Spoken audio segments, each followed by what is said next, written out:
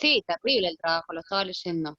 Es terrible, Agustina. Sí, sí, es para morir en el primer trabajo práctico, pero no van a morir y siempre sobreviven.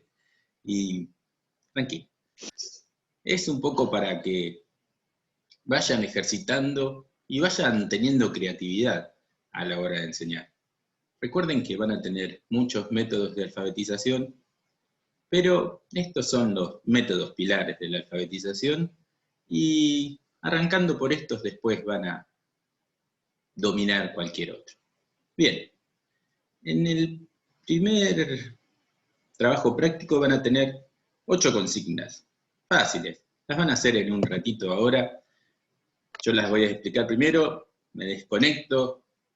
Creo que en 40 minutos nos volvemos a conectar, o sea que a las 7 nos volvemos a conectar. 7:10 vamos a poner. Y ahí empezamos a revisar todo. ¿Sí? El primero, según lo leído en el fragmento de Matilde de la Cela y Julio de Quirós, escribir diferentes ejemplos de lo que pueden encontrar escrito en un texto producido por un estudiante con dislexia. Eso es fácil, porque ahí van a tener los ejemplos en el PDF que les mandé, una frase con reversiones e inversiones, una frase con confusiones de letras, una frase con omisiones y una frase con disociaciones. Fíjense que... Disculpa, hay que hacer una frase para cada una de ellas. Sí, muy bien. Ah, Ustedes pueden hacer trampa y decir, ¿puedo hacer todo en uno? No, no. Quiero bien que sea bien claro una frase por cada uno. Además, los chicos con dislexia no es que tienen todo, en todas las frases se equivocan o tienen algunos errores. En algunas, pero te sorprende cuando lees, te sorprende decir, mirá lo que quiso poner. Y después decís, uy, mirá acá. Y después decís, más abajo, mirá este. Entonces, el que está acostumbrado a corregir errores de ortografía, el que presta atención al leer, le sorprenden ese tipo de errores de ortográficos. Pero los que, por ahí, profesores de otra materia, ni les sorprenden, piensan que es una distracción simplemente. Pero ese tipo de errores nos puede llevar a un diagnóstico prematuro, por así decirlo, y después hay que investigar un poco más. Bien, 2. El método alfabético consiste primero en reconocer las letras por su nombre y luego deletrear y pronunciar sílabas de 2 letras para pasar por fin a combinaciones de más letras. ¿Qué letras podrían dificultar el aprendizaje de la lectura y escritura? ¿Por qué? Acá pueden pensar la respuesta con el tema de Graciela Licedo y van a ver, ustedes empiezan a, a recorrer el alfabeto y empiezan a decir A, B, C, D, E, F, G, H, I, J, K, L, M, y empiezan a ver, es decir, si yo le enseño la letra así, como se llama en el alfabeto, ¿cuándo se puede confundir? ¿Sí? Si yo le dicto meta, puede ser que me escriba la M solamente, porque M, o emergencia, puede ser que me escriba la M solamente porque piense que la M de emergencia se escribe así, ¿sí? Van a pensar ustedes. En la 3, presentar un texto cómico de 3 renglones, en un texto cómico de 3 renglones a la señora A. Bueno, esto es como un poco como el trabajo de las letras chismosas que hicieron el año pasado. Bueno, porque en este método alfabético justamente lo que tienen que enseñar es todas las letras y las tienen que presentar a veces de una manera más significativa y no tan abstracta, ¿sí? Pero tienen que presentar el alfabeto. En la 4, ¿cuáles son las ventajas de tener bien trabajado el alfabeto cuando se usa el diccionario? ¿crees que en esta época es un instrumento muy usado en la escuela? Ahí van a tener que reflexionar, porque realmente van a ver que en las escuelas el diccionario se dejó de usar. Pero hay otras cosas que no son el diccionario que se siguen usando y los pibes se pierden un poco. Piensen, ¿qué son esas cosas o esos elementos de los textos donde los chicos también se pierden? La 5. Apa. Sí, APA. La 5. ¿Cómo trabajaría con letras móviles para aprender el sonido de las vocales? Ahí, letras móviles. ¿Y cómo aprender el sonido de las vocales nada más? A, E, I, O, U. Muchas veces es pura creatividad. No necesito que me digan, yo leí en el libro. No, no. ¿Cómo ustedes con las letras móviles trabajan con las vocales? Si es necesario poner un ejemplo de alguna palabra y partir de alguna palabra, parten de una palabra. Si es No necesario. entendí como Sí, letras móviles. letras móviles. Son letras que se pueden mover. Te las recortás y las movés. Son Sí, pero letras que... yo también me preguntaba justo lo mismo, pero ¿a qué hace referencia las letras móviles en función a las vocales? Y, por ejemplo, que vos trabajás con una palabra, arrancás con la palabra, por ejemplo, pala. ¿Sí? Y entonces, con las letras móviles, vas aprendiendo las vocales. Sacás la A final y te queda palo. Y bueno, sacás la A del principio y te queda pela. ¿Sí? Y así sucesivamente. Pueden usar el ejemplo también. Pero eso sería más o menos. Después, 6. El método fónico se basa en la enseñanza de las sonoridades que forman la palabra, tratando de identificar en lo posible cada sonoridad con un símbolo. Explicar cómo trabajarías las siguientes onomatopeyas. Bueno, acá es un poco para pensar, porque son onomatopeyas personales en donde se va a trabajar un poco la relación del sonido de la onomatopeya con algo que pueden enseñar ustedes. Ja, ja, ja, ja, glu, glu, glu, mu, miau, achis y muac. ¿Sí? Todas esas onomatopeyas y cómo trabajarlas. Son enseñanzas significativas, pero no significa que siempre las van a usar.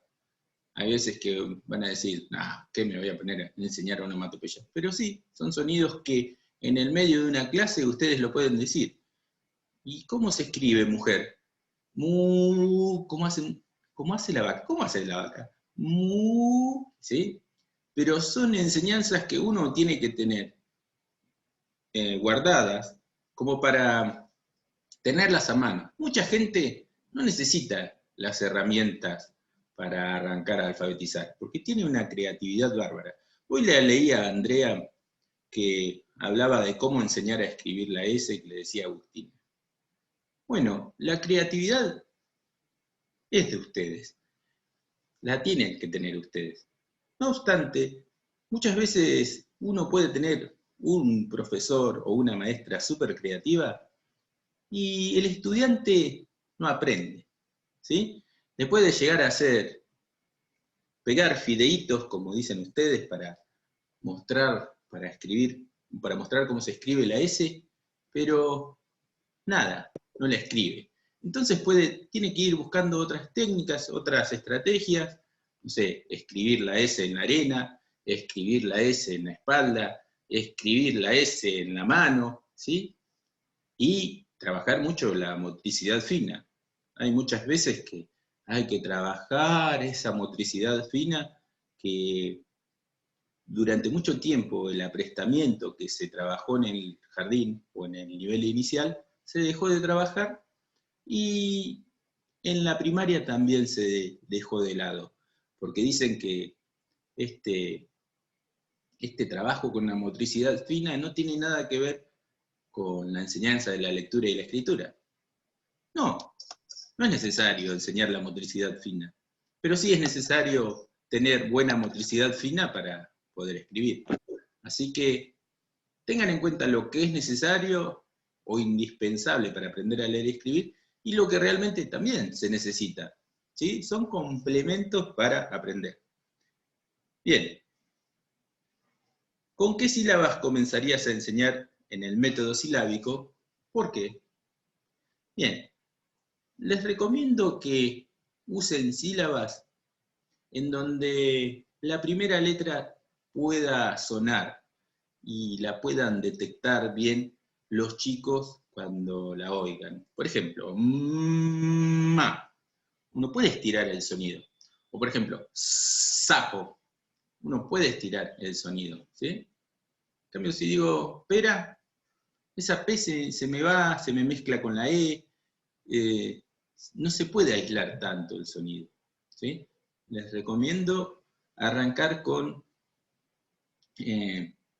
sílabas en donde una de las consonantes suene y se pueda escuchar bien, se pueda distinguir bien. Bien, la 8. Amo, por ejemplo. Amo.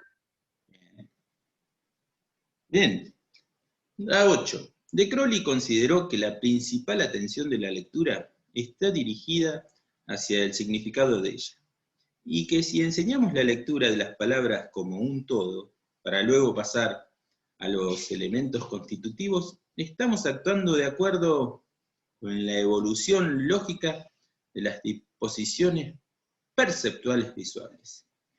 En síntesis, aprender a leer antes de conocer el nombre de las letras es su idea. O sea, fíjense cómo en métodos anteriores enseñaban las letras. Y este método que enseña de Crowley es un método más romántico, un método en donde el romanticismo tiene que ver con el amor a la libertad.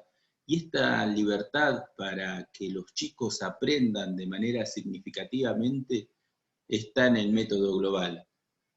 Ojo, que ser romántico no significa ser efectivo. Ser romántico es una manera hermosa de enseñar, pero tiene sus contradicciones también. Entonces, los alumnos trabajan unos centros de interés ocasionales a través de las llamadas sorpresas, es decir, objetos diversos que les han atraído la curiosidad en su medio familiar o en su entorno. Una fruta, un animal doméstico, pueden ser objetos de observación que a través de un examen sensorial proporcionarán datos concretos para luego trabajar con la palabra.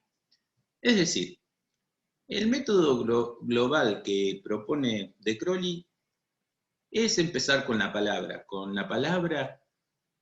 como algo significativo. Entonces, ustedes van a elegir no solamente una palabra, sino que van a ser un poco más románticas y van a tener que hacerlos analizar un objeto que sea significativo y que lo puedan descubrir o lo puedan elegir con libertad sus propios estudiantes.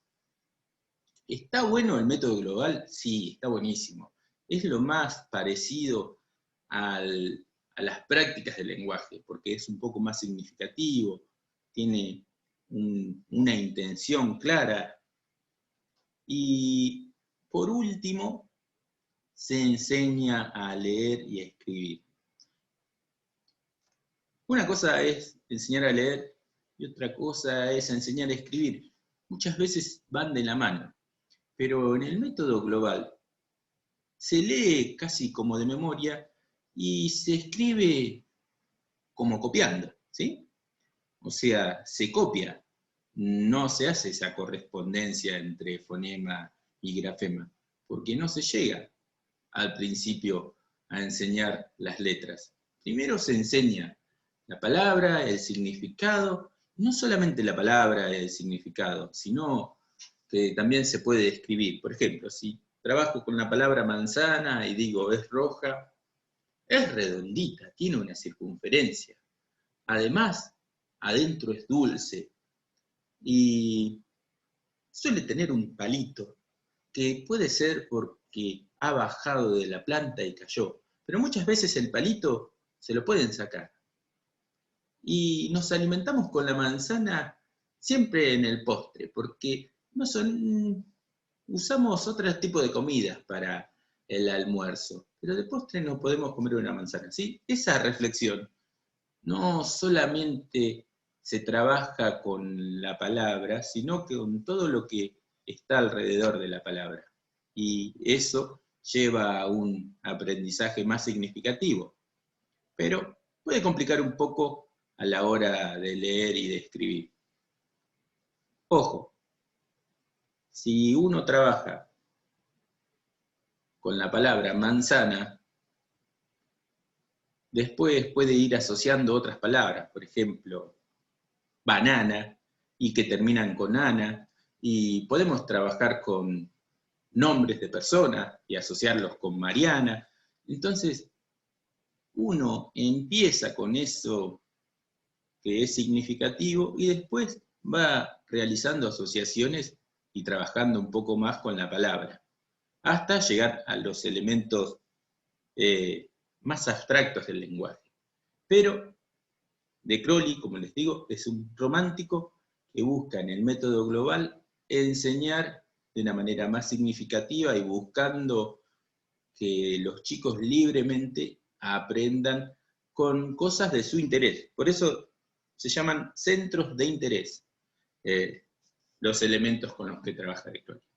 Bueno, 6:34, 7:10, nos conectamos de vuelta y empezamos a responder entre todos. No tengan miedo de responder, ni tengan miedo de equivocarse, porque esta es la mejor manera de aprender, con la práctica. ¿Sí? 7:10 nos conectamos. ¿Por el mismo? Leandro, ¿hay sí o sí que tener todas completas? Y traten Si no de... llegas a una. Claro, traten de hacer la mayoría, pero si no llegan, vamos haciéndolo entre todos. 7:10. Bueno, gracias. Dale. 7:10 nos conectamos por el mismo link. Bueno,